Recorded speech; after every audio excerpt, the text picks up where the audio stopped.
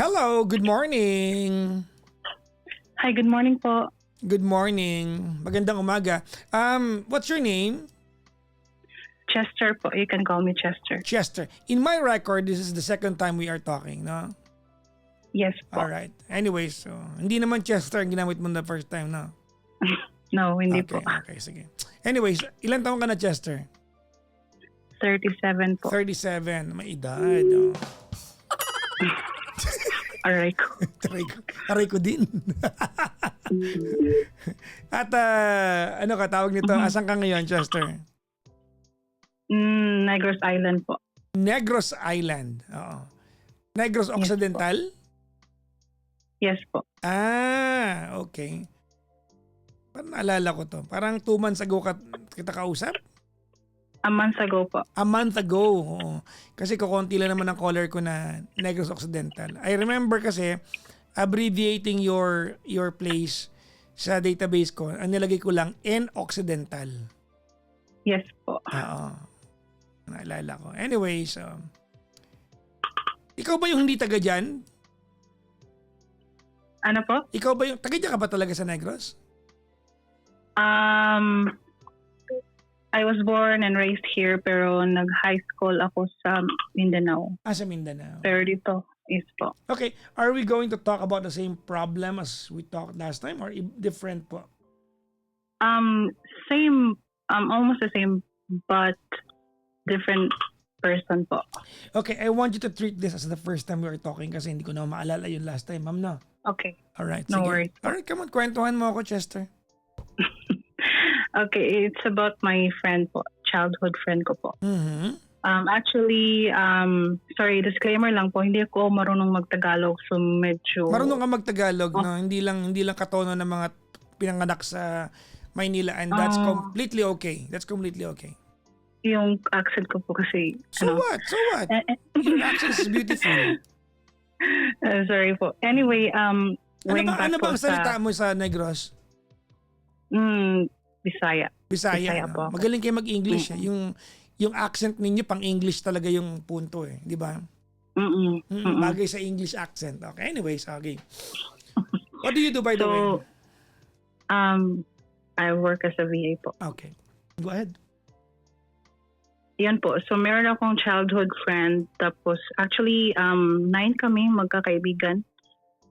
And all of us are childhood friends. Okay. So, meron akong isang childhood friend na close din sa akin. Recently kasi, may problema siya sa family. Ilang kayo sa group, ma'am? 9? 9. Nine. Okay. May isa doon. Lahat kami magkababata. May isa doon. Ito yung pag-uusapan natin. Yes po. Okay. Okay po. Gets. Actually, medyo matagal na tong problema ko. Hindi naman siya yung problema talaga, but na-stress na talaga ako sa kanya. Paano ba to? Hindi ko kasi masyadong alam paano explain. Meron kasi siyang problema sa family niya. For the past few years, yung live-in partner niya kasi medyo hindi tumutulong sa kanya sa mga gastusin sa bahay, ganun. Tapos siya yung breadwinner sa family niya.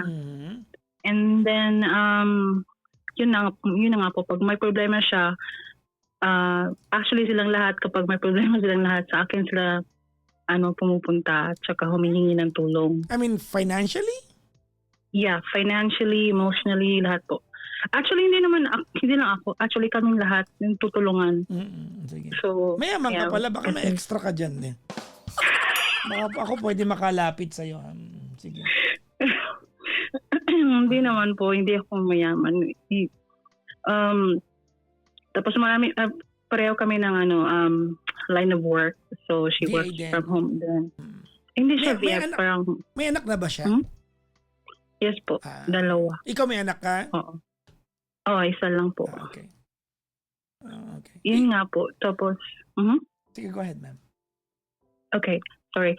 So, yun nga po. Kapag may problema siya, tumatakbo siya sa akin. Ako din, kapag may problema ako, sa kanya ako tumatakbo. More likely sa siyam na magkakaibigan, kami lang dalawa yung palaging nag-uusap kasi yung iba naming friends busy sa work, busy sa family, yun nga yung mga ganun. So kami lang talaga yung palaging nag-uusap sa mga problema. Kami lang dalawa nang tutulungan. Okay. And then 4 years ago, may problema siya financially. Mhm. So at that time meron akong pera noon. So tinulungan ko po siya. Nagpautang Umutang ka. siya sa akin.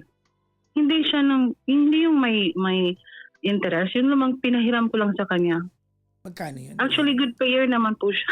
Magkano pinahiram Hindi mo? ko na No, I wanna know. Hindi ko na lang I want to know. Siguro nasa mga 20, 30. Malaki rin yun. Ano? Pinahiram mo siya. Oo. Walang tubo. Kasi, Opo. syempre, pagkaibigan, din ang para tubuan mo, no? Hindi na po. Oo. Kasi I trusted her talaga. Oo, sa bagay. Oo. So, good payer naman po siya, Papa Jack. Walang problema sa Mm. pagsingil na yung money. Tsaka na, naman niya na bayaran niya yun, mga 3 years, 2 years ago, yun, ganun. So nabayaran So, din niya yun, yung kinikwenta mo utang Oo, niya. nabayaran niya, oo. Okay. So, yun din kasi yung parang namin, kapag may problema, nagbabayaran, nag-uutangan, ganun yung mga setup namin dalawa. Mm-mm. And then, aware din yung ibang kaibigan namin, actually. Okay. Kasi wala namang secrets. Ganun yun yung mga, yun kasi yung gusto namin sa magkakaibigan. Walang secrets, walang chismisan, ganun. Yun yung mga tutulungan talaga. So, Okay. after nun, like, recently kasi, Papa Jack, yung husband niya, Mm-mm. mag-a-apply sana sa abroad. So, they needed money to finance, yung mga papers, Mm-mm. ticket, ganun. Okay. So, wala siyang pera kasi siya yung breadwinner. Okay. Tsaka yung husband niya, hindi naman magpagkakatiwalaan kasi walang work din, ganun. Yung nga maghanap nga ng work kaya. Maraming bisyo, Papa Jack, ganun. Pabigat. Yes. Tapos, yun din yung problema niya. Pero, hindi naman yun yung main topic. Hindi pa ba So, yun? Sige. So, tapos, lumapit siya sa akin. Gusto niya humiram ng pera. So, pinahiram ko, Papa Jack. Magkano naman Actually, this time? wala ako. Actually, Papa Jack, yung hiniram niya kasi doon sa, sa app ko kasi. Kasi ako, medyo malaki yung credibility ko sa credit card, sa mga loan apps, ganun. Yung blue app na, alam mo na yan, Papa Jack. Sige. Tsaka dun sa orange app, ganun. Okay. Hiniraman niya ako dun sa orange app first. S-loan yung tawag dyan. Okay. I don't know if... so yung sa S-loan, hiniram niya is mga 20K. Okay. Under your name? Opo. So practically, ikaw yung may utang at pinautang mo yung Yes. inutang mo. Okay. 20K. Yes. Alright. And then the next one is the other one. Actually, nasa 30K yun, ganun. So 50,000 all in all from two apps, 20 and 30K. Alright. Nakakasunod pa rin naman. And under my name. Okay. At saka ang problema kasi, kasalanan ko din kasi, Papa, hindi ko sinabi sa husband ko yung ganung transaction namin. So, alam ko kasi, I'm wrong. Alam ko naman. I admit it. So, after nun, pinautang ko siya kasi syempre kaibigan ko at saka I trusted her talaga. And then after a few months, Papa Jack, nagka-problema na naman siya. Yung brother niya na-aksidente. She needed a lot of money para maoperahan. Bakit siya papagamot? Siya lang ba ang meron sa family na pwedeng gumawa ng paraan? Wala kasi siyang malapitan, Papa Jack, talaga. As in, pareho kasi kami dalawa broken family, Papa Jack. So, parang kami lang yung Hindi, tsaka meron there's so many of you sa friends. Ikaw lang yung nalalapitan talaga niya. Yung ibang kaibigan namin, nilapitan din niya. Kaso, yun nga po, hindi niya hindi niya hiraman. Yung iba nahiraman niya, pero konti lang ganun. Pero this time kasi medyo malaki yung niya talaga. Magkano ang mga 100,000, ganun? Hindi naman siguro, Papa Jack. So, hiniriman niya naman yung isang app ko. Sinulot niya talaga lahat, as in 50K. Okay. So, An addition. yung naunang 20 plus 30 na 50K na nauna, hindi pa niya bayad yon?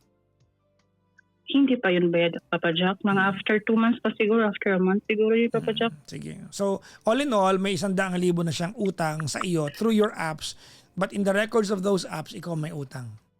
Yes. Okay. Tapos, There you go. yung isang S-loan ko, inubos din niya. Ganon. Okay. So, another na naman, mga 30, siguro yun, 40, I think. So, mga 100 plus na. 140, parang ganun na. Ganun. Tapos at first, Papa Jack, okay naman yung bayaran. But like, bumabayad naman siya. Actually, meron siyang 7 na dues sa akin na kailangang bayaran niya every month.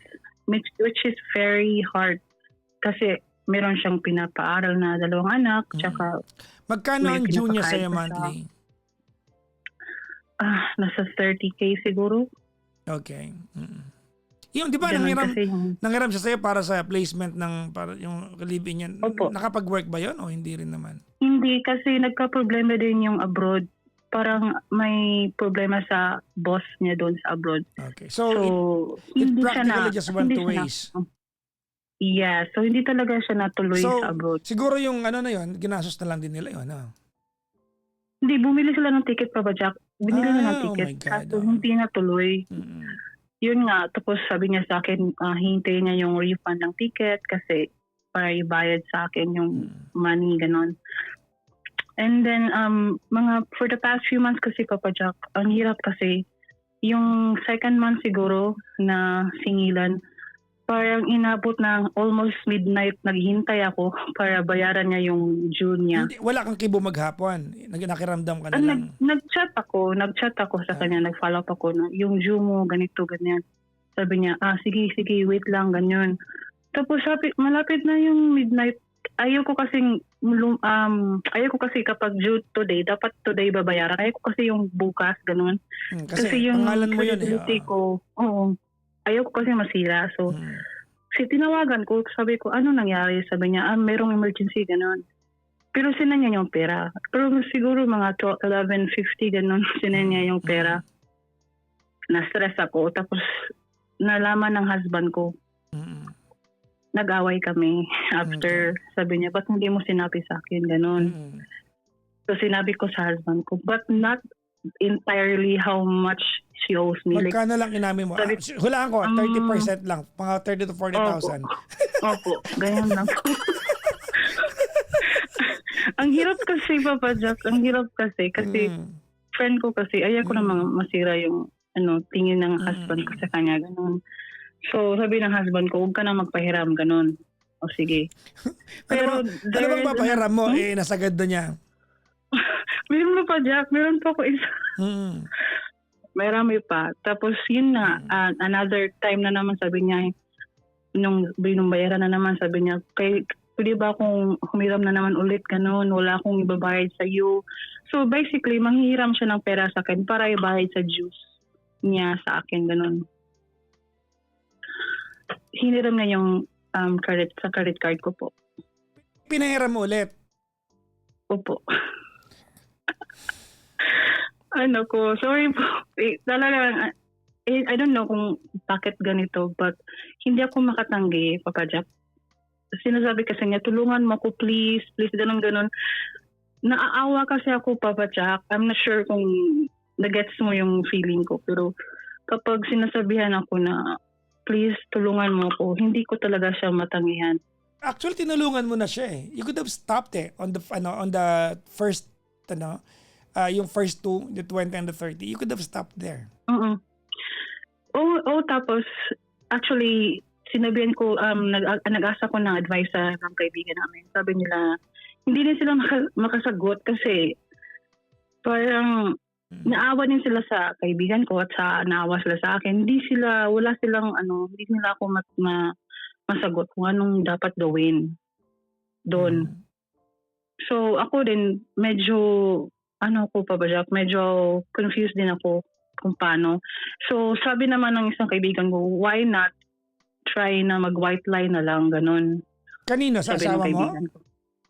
Hindi, sa friend namin. Okay. Na nanghiram. Paano white lie? Sasabihin mo may emergency ka? Hindi kasi ako marunong magsinungaling pa ba. Sinasabi. ang sabi niya, manghiram daw siya ng ulit ng sa credit card ko, like mga 10K o 10,000, ganun. Sabi ko, ginagamit ko pa kasi hindi pa pwede gamitin kasi ginagamit ko pa yung funds ng credit card ko, ganun. Pero marami pang funds yung credit card ko pa, hindi ko pa ginagamit sa kanya. Okay. So, ganun. Yun yung mga white lies ko. Tapos another one na naman sinabi ko, nalaman ng husband ko yung utang mo. Ayaw niya kasi malaman ng husband ko, Papa Jack, kasi nahihiya siya. Sabi niya sa akin, wala na akong mukhang ihaharap siya kapag malaman ng husband mo, ganun. Sabi ko, my husband will understand naman siguro kapag ganito. Sabi ko sa kanya, sabi niya, no, wag mong sabihin. Pero sinabi ko kasi, syempre, husband ko naman yan. Tapos, may rights naman siya sa finance namin. So, kasi kasama naman siya doon sa finance namin. Diba? So, after nun, sinabihan ko yung husband ko sa lahat ng utang niya. Inamin mo ng buong buo? Opo. Nag-away naman kami. Oh my God. Yun nga, nag-away kami. Yun yung reason na palagi kami nag-away ng husband ko. It's because of her debts. And then recently na naman, Papa Jack, gusto niya naman manghiram na naman another 5,000. So tinanggihan ko, sabi ko, hindi pumayag yung husband ko. Sabi ko sa kanya, yun yung sinagot ko sa kanya, which is true naman, Papa Jack. Ayaw ng husband ko kasi sagad na talaga, ganun. Tapos, para siyang nagtampo, Papa Jack. What? Ayaw ko naman, yes po, nagtampo siya sa husband ko po, hindi sa akin, sa husband ko. Sabi niya, I understand naman, pero ba't naman ganun yung husband mo? Sabi ko sa kanya, yung parang ang dami niya sinasabi dapat sinabi mo na kasi ang laki na ng utang mo eh. Actually, hindi lang, alam mo ikaw, Chester, dapat hindi na lang yung husband mo yung may ayaw, kahit ikaw dapat ayaw mo na rin eh. Yun nga yung, actually, Papa Jack, nag-usap kami in person na talaga nung friend ko kasi sabi ng isa naming kababata na pag-usapan yung dalawa yan, ganun. So sinabihan ko siya in person na ang laki na ng utang mo sa akin. Nasa stress na ako, kakasingil sa'yo. Sinabi ko sa kanya yun, Papa Jack. Tapos sabi ko sa kanya, parang na-stress na ako, na nalulungkot ako at the same time. Kasi kapag naghihingi ko ako ng bayad sa kanya, Papa Jack, sinasabihan kasi niya ako na wala na silang makain, wala na silang pambili ng gasol, wala na silang ganang krito. Eh, hindi pa problema yun. Kaya nga, sabi ko sa kanya, wag mo kong sabihan ng ganyan kasi hindi ko gusto yan. Yun yung sinabi ko sa kanya. Kasi kapag sinasabi mo sa akin yan, nagigilty ako. Yun naman yung feeling ko, Papa Jack. Na ikaw na nga ito nagpahiram, ikaw pa ito magigilty na hindi dapat. Yun yung feeling ko talaga, Papa Jack. And I felt like parang masama akong tao kasi sinisingil ko siya kapag wala silang makain. Ganun. Yun yung feeling ko. Actually, hindi naman ikaw naniningil sa kanya. Ang naniningil sa kanya, yung app. Dumadaan lang sa'yo. Ako yung tinatawagan palagi, Papa Jack, yung nag-i-email. Nasa-stress ako talaga, Papa Jack, kasi hindi naman ganun talaga yung sa akin. Kasi kapag may utang ako, binabayaran ko naman agad lahat-lahat. Pero siya talaga, as in talaga yung June na dapat today, pinapatagal pa niya. Hindi ko talaga kasi ang problema kasi sa akin, Papa Jack, ang hirap kasi, hindi ko alam kung paano siya tanggihan. Yun yung problema sa akin. Tapos, recently lang, Papa Jack, bago lang, siguro last week lang siguro yun, manghihiram na naman siya ng 10,000. Kasi ibabayad niya sa utang na naman niya, yung due sa akin. So, babayaran ka niya sa utang na ikaw nang utang para sa kanya, pero uutangin niya sa imang bayad. Ganun. Oh, okay. Pero tapos sabi niya sa akin, wala pa siyang sahod. Yung sahod kasi niya, always late dumating. Ganun.